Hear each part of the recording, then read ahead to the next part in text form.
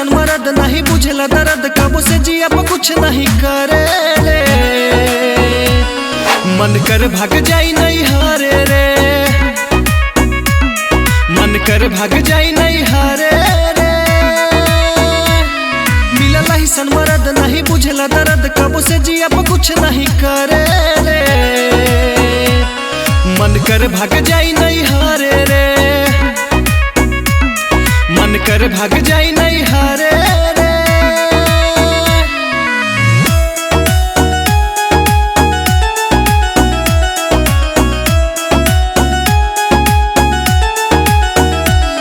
मन कर भाग जाई नहीं हारे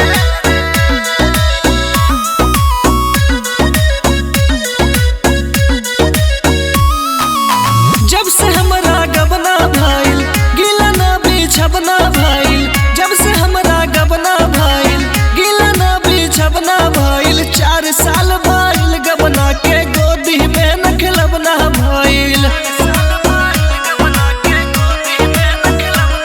कब लड़े नहीं जंग नहीं हिलेला पलंग, कब लड़े नहीं जंग नहीं हिले मोर पलंग, कब लड़े नहीं जंग नहीं हिले मोर पलंग। आधी रतिया के आवेला घरे रे, मन कर भाग जाई नहीं हारे रे, मन कर भाग जाई नहीं हारे रे।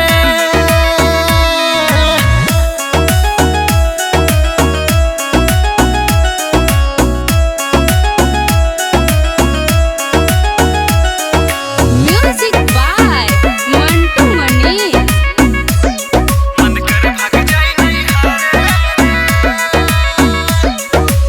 हमरो सासी कहांत मर्दा पूरला अमरदीप से सरदा, हमरो सासी कहांत मर्दा पूरला अमरदीप से सरदा। हमरो जबनिया के रोड पर कबो ना उड़बले है गर्दा,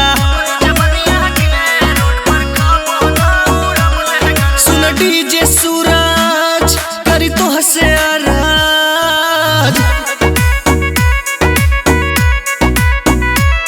सुन डीजे सूरज करी तो हसे अरज, सुन डीजे सूरज करी तो हसे अरज। लागे मर जाई खा के जहारे रे, मन कर भाग जाई नहीं हारे रे, मन कर भाग जाई नहीं हारे रे। मिलला ही सन मरद नहीं बुझला दर्द कबो से जिया पर कुछ नहीं करे रे।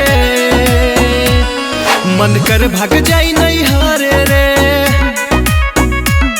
मन कर भाग